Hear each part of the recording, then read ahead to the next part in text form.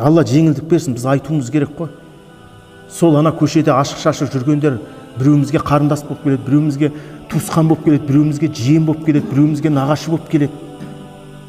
Неге жанымыз ашымайды? Оны жазамыз жаңағы жыртық шалбар киіп апты деп. Киеді ол біз айтпағаннан кейін. Неге ұяласың сен Құдайдан? Акиматтың алдына намаз асыр кіріп кетті, намаз жай намазын алып шығып оқып жатыр. Ұят емес па дейді біреу. Не акиматтың жанында сүйісіп тұрып ұят екен деп жатқан адамдар жоқ қой, барып сүйісіп тұрады ғой адам. Сен неғып ұяласың Құдайдан? Сен ғибадатыңды істеп жатсың. Қорқады қазір көп намазхандар. Қысылады.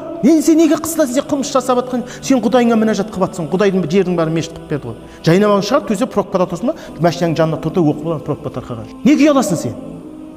Олар сенен ұялып жатыр ма қылмыс жасаған кезде? Тұрады мойындарын асылып бір-бірінің. Мынау өтіп бара жатыр, қой ысылайын, ығысайын деген нәрсе жоқ олар. Анау Магнумның несіне келіп тұр мынау?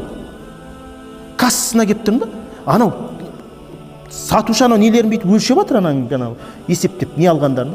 Екеуі сүйісіп өліп барады да, жер жоқ па басқа жер? Дәл сол енді қанша адамдар өшіретте тұр. А біз ұяламыз, олар ұялмайды өйткені. Соған махаббат қойғаннан кейін. А біз ұяламыз. Қалай оқимын мен? Жай намазын қолыңа қысып жүр, сумкаңа сап. Қыбылаңды тауып алды, оқи сал. Бітті. Қиын ба? Қиын емес. Жоқ, саған мешіт керек. Аэропорттың ішінен жай намазхана керек саған. Құдай айтты, сендегі жердің бәрін мешіт қылып бермеді. Лишь әжетханат нәжас жер болмаса болды.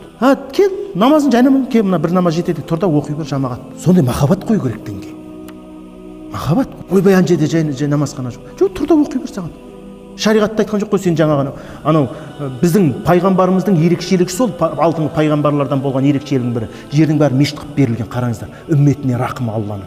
Бұрынғы бізге дейінгі қауымның тек құлшылығы мағбат дейді, жаңа құлшылық қаналарында ғана өтелетін болған. Қазір бізге сонда келетін болса, Құдай қиын ғой ол.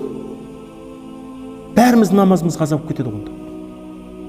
Тек намаз мешітте ғана оқылсын деген шариғат түскенде не болатын еді біз? Сондықтан Алла Тағала танып тұрғаннан кейін сен неге ұяласың сен?